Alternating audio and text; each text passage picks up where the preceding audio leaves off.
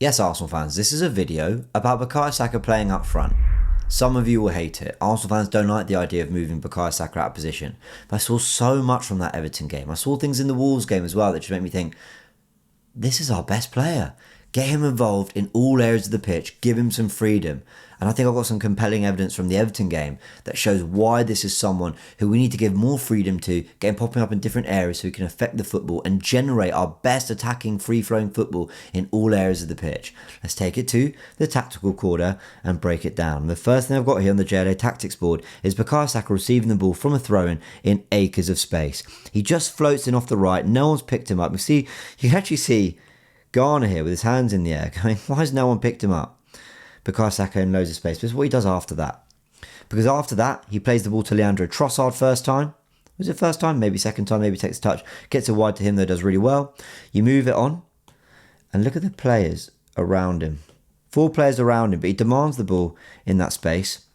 And then he pings it straight back to Calafiori. What does he do after that? Not satisfied that he's received the ball in tight spaces from Declan Rice, that he's knocked it back to Calafiori. The ball goes out to Trossard before he makes a really good underlapping run, which will just show like this.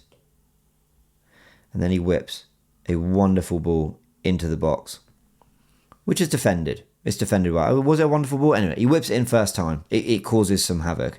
And Arsenal and Bukayo Saka are capable of fashioning those kind of moves quite often. It's not the first time we've seen Saka execute the underlap like that, but he doesn't get to do it too often because he rarely goes to that side of the pitch. This was a little something we saw in the first half. In the second half, though, we saw a little bit more fluidity as well, but we saw it matched with creativity and him being the guy who every big chance, all our best chances from that game against Everton were generated through Bukayo Saka. Let me show you it here. Here's Bukayo Saka receiving the ball once again. What have we said? With 4 players around him, he's the one who plays the ball to Jurrien Timber. Forgive me, we'll show that with this line.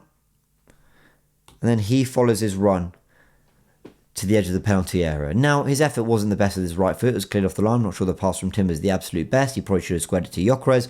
But Bukayo Saka once again has received the ball in tight spaces, not out here on the touchline, but in a pocket, more centrally, getting the ball and allowing the run of Jurrien Timber on the overlap. And I love seeing that.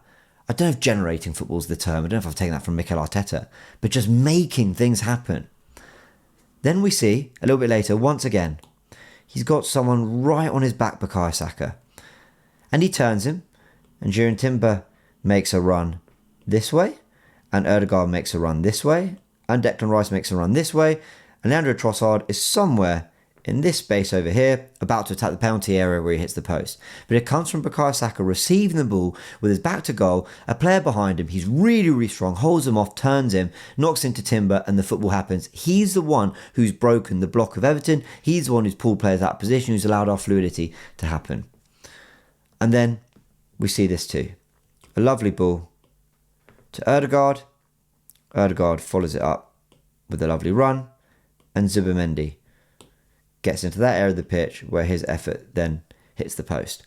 Again, Bukayo Saka spotting the run of Ødegaard, showing a lot of creativity in his play and making things happen pretty much on his own. He's not getting the ball here in dangerous areas where it's like, yep, brilliant, we've put you in the position, go and thrive. He's getting the ball and then making the chance happening, making this space happen, and really just fashioning it for himself and the rest of the team. It's coming, yes, Arsenal played well as a team and the movement of the players around him helped, but he is the one making this happen through his creativity, his strength, and his intelligence as well. And when I see things like that from Bukayo Saka, I think to myself, why are we not able to just get him into areas of the pitch where he can affect the game a lot more freely? You know, why can he not do that on a more regular basis? Why does it feel like he's so often on the touchline, sometimes being drowned out the game, but then almost in sporadic moments in certain games here and there, you see him pop up in different areas and you go, well, that's nice. Why can't we see more of that? And when I see that, I think to myself, okay, so naturally he did that from the right wing, right? Why don't we just give him more freedom? Why don't we say, yeah, play on the right, but Timber, can you overlap a little bit more? Ødegaard, can you support that side? And we'll get Saka on the inside more. Sure, like we can do that. But I think if you play him up front, you unlock even more of these traits. And here's why. I want to show you here his FB Ref Premier League data against other wingers. Look at the amount of stats that he is one of the best in terms of percentile ranking amongst Premier League wingers. For expected goals in the 81st, progressive carries, and actually let's talk about this through the lens of a striker. You've got to be up there for expected goals. You've got to have the feeling that they're able to get chances for themselves as much as take them. For progressive carries, we often ask our striker to drop deep, get the ball and drive us up the pitch. Progressive passes received, he's got to be the player who's receiving the ball from his midfield, does it brilliantly with his strength and back to goal. In the 99th percentile for progressive passes received, it's extraordinary. Shots on target, he's efficient. He often asks a question of the goalkeeper and the defence in some way, shape or form. Expected assists is up there because we know our strikers drop deep and have to create as well, and that includes key passes where he's in the 93rd percentile. Passes into the penalty area, all a part of that in the 91st. Shot creating actions, he's in the 96th percentile, which is extraordinary. What's a striker meant to do? Make things happen in front of goal, create shots, ask questions of the opposition. He does that. Tackles in the attacking third, he can press, he's in the 90th for that. 96th for fouls drawn. How often do we talk about Gyökeres, Havertz, Jesus winning fouls for us up the pitch when players are up against them? And of course, the percentage of aerials won. We go long often, and he's proven very, very good in the air. The stats for the raw attributes you need to be an Arsenal striker in this Arteta system seem to be all there. And then you couple it with the important thing, the numbers. Can he get output? Look at what he's done since he has been a Premier League player.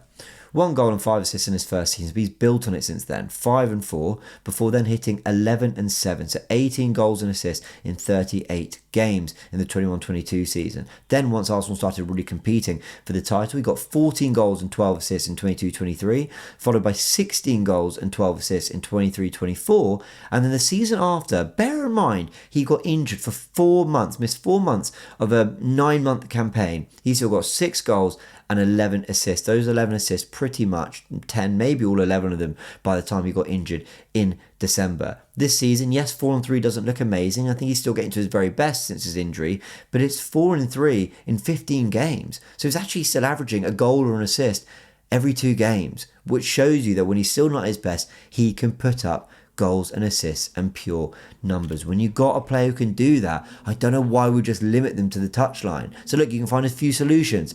Get him more on the inside like a Mo Salah, or get him central, down the middle of the pitch, where we have a dilemma with our strikers. Let's be real. Why could he not be the answer? He's shown his ability to play different positions, because you look here.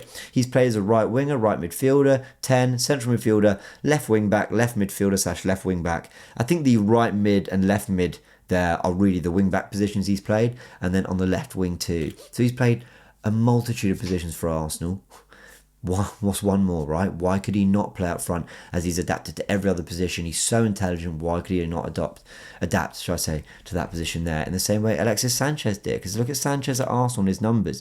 Yes, he got goals as a left winger. The most of his goals came as a left winger. Scored a good handful as a right winger with quite a few assists there too. But it's 21 goals and 13 assists as a striker. That's 34 goals and assists in 37 games as a striker for Arsenal. Alexis Sanchez, in his third season, was moved into that position. Yes, he then did move back out to the left, starting the FA Cup final with Welbeck up front. Giroud came back into the team. But Alexis Sanchez was brilliant for that spell up front. Why could Saka, who I think has maybe not the same flair as Alexis Sanchez, but he's got similar attributes. Low centre of gravity, extremely strong, good in the air, good with both feet, can run the channels, can run in behind, can drop deep. Very good passer as well, very good creator. Why could Bukayo Saka not evolve in a similar way to Alexis Sanchez and be the pure gunman of this team, who's not just applying for another striker, but saying, no, I'm the guy, I will lead us, and I'll lead us down the line, spearheading our attacks. I don't see why not. And when I'm saying all this, I know you were asking, okay, great, James, so who on the right? Noni Madueke, Ethan Nwaneri, or if you want to take the concept of what I've got but not go Bukayo Saka, how about Leandro Trossard or a Martinelli or an Eze down the middle or a winner? I don't know.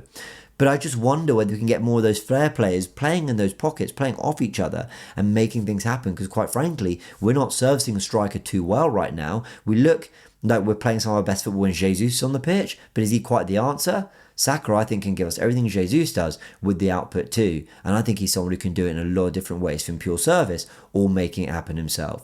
Now, I know what a lot of you are saying. James, you just spent 65 million on Gyökeres and I see you every week defending the guy.